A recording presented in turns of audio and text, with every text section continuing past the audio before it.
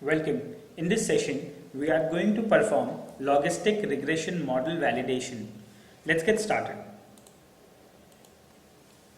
To validate the logistic regression model, we use the model generated to predict the dependent variable values using the predict function. So what we are going to do, we are going to use the predict function, we are going to provide name of the model, and we are going to specify type as response on the full data set, and we are going to get the attributed predicted value. Let's get started.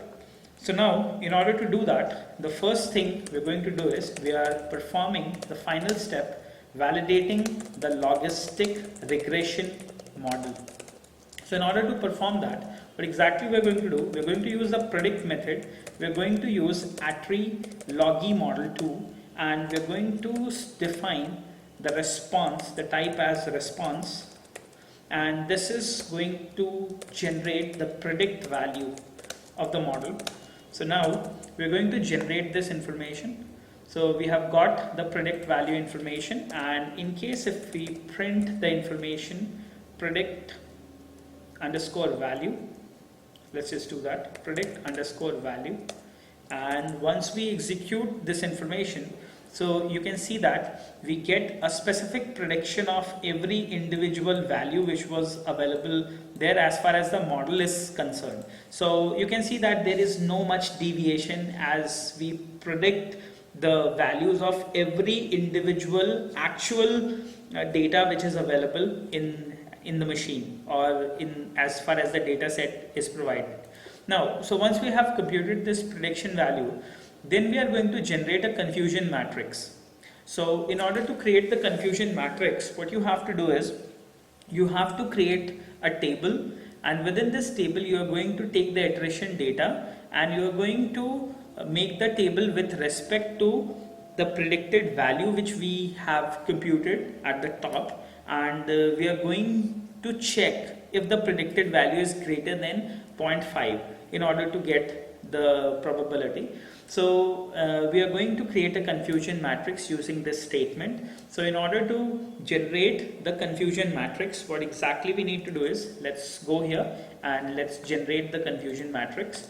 So here we are generating the confusion matrix, and in order to generate the confusion matrix, what exactly we need to do is we need to use the function table, we need to use the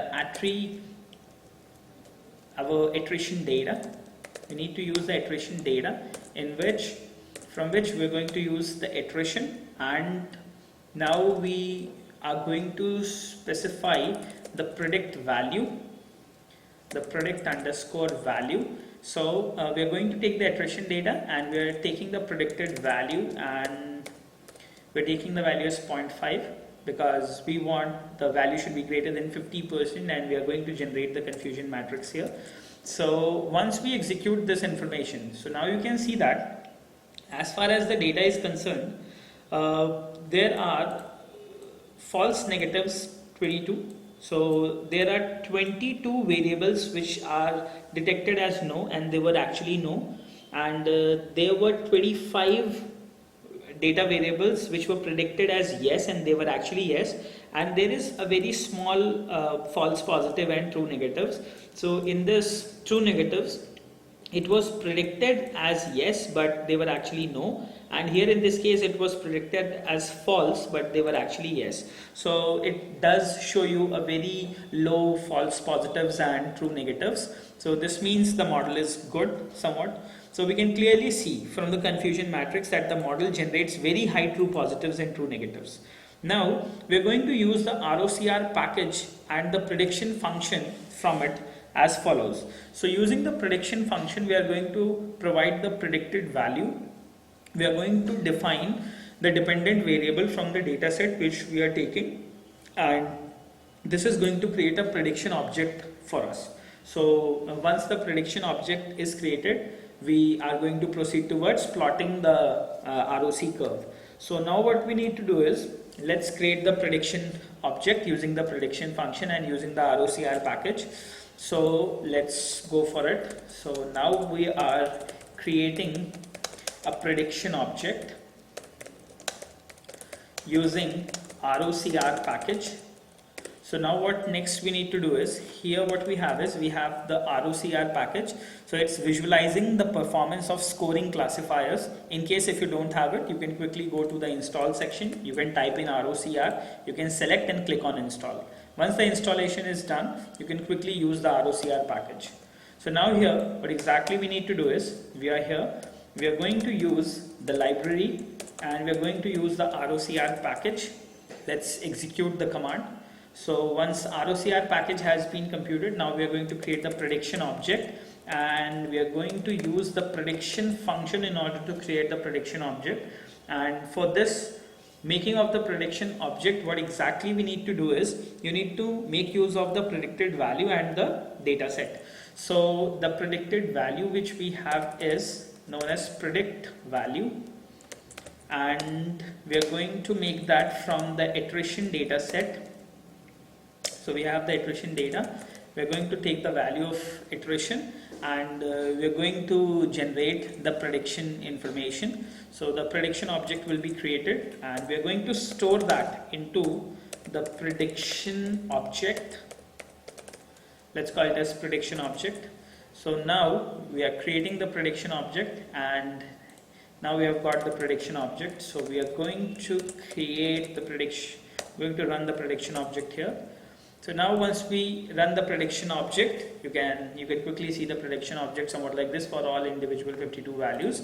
Now let's go for the next one. And once the prediction object is done, now we are going to compute the performance. So using the performance function from the ROCR package on the prediction object, we obtain the true positive rates and false positive rates. Once we have got the true positive rates and false positive rates, we are going to plot the true positive rates against the false positive rate to obtain a receiver operating characteristic curve. This is done using the plot function, in which we are going to execute the performance function over the prediction object, and the measure will be true positive rate, and on the X measure will be the false positive rate. So this is what we are going to perform. And once we are done, we can proceed towards plotting the sensitivity and specificity as well. So let's just plot the ROC curve for true positive rates and false positive rates here using the performance function. So now what exactly we have is, let's go here. So first of all, we are going to execute the performance. Let's say we are going to say calculate performance. So we are going to use performance, and using this performance, what we are going to do, we are going to compute the performance of the prediction object. We're going to get the performance of the prediction object, and as far as the prediction object is concerned, we are going to take a measure.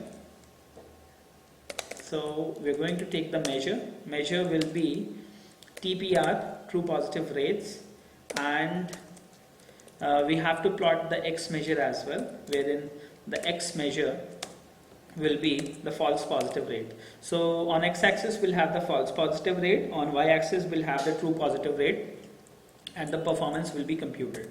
So we are going to plot the performance, and here using the plot function we'll be plotting the performance, and this is going to generate the ROC curve.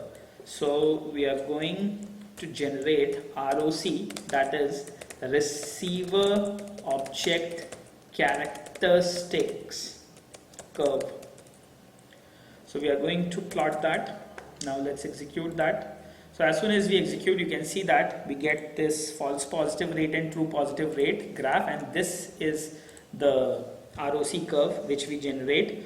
Now this ROC curve was on the performance, so we can plot it over our sensitivity as well, specificity and sensitivity. So now what exactly we can have is, so we can have a plot performance for prediction object, wherein we can measure the sensitivity and specificity, and or else what you can do is you can plot against precision and you can against the recall. So these stuff can quickly be done. So now what exactly we are going to do is, let's proceed towards plotting it with the respect for sensitivity. So let's just copy that, and now we are going to plot on the basis of sensitivity and specificity.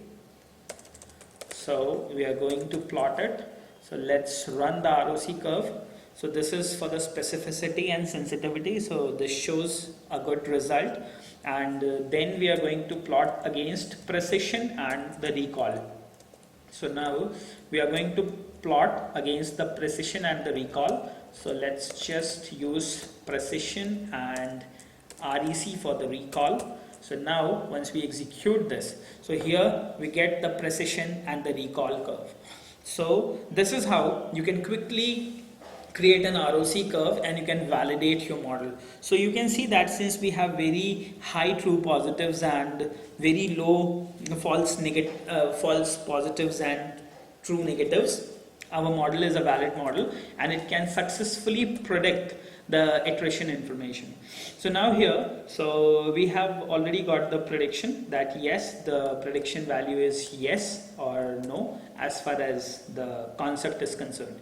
So now we are done with generation of regression model, testing and validating the regression model, and computing the performance with respect to TPR, sensitivity, precision, recall, and so on. Thank you for watching the session.